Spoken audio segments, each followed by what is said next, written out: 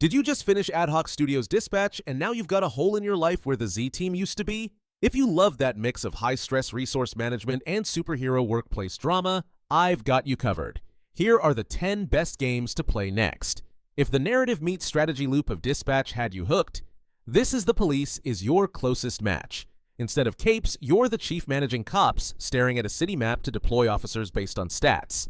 It captures that exact same stressful mix of resource management and a deep, corrupt storyline.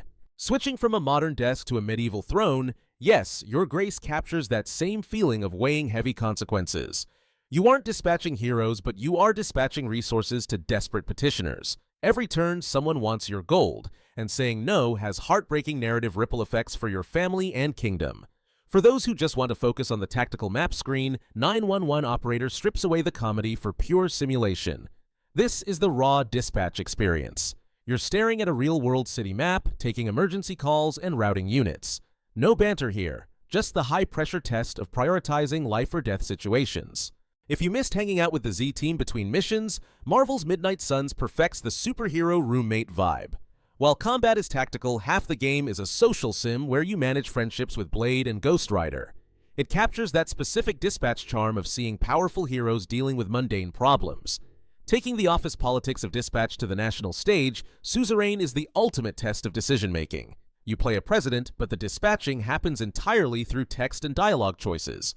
It's incredibly tense, requiring you to balance the economy and avoid a coup.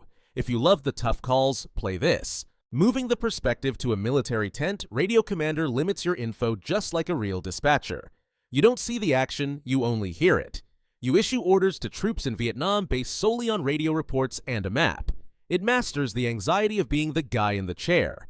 Since Dispatch was made by Telltale veterans, Batman, the Telltale series feels like its spiritual ancestor. It focuses heavily on Bruce Wayne navigating political dinners and press conferences. You make dialogue choices that shape the villain's origins. It's less about resource management, but nails the narrative pressure of being a hero.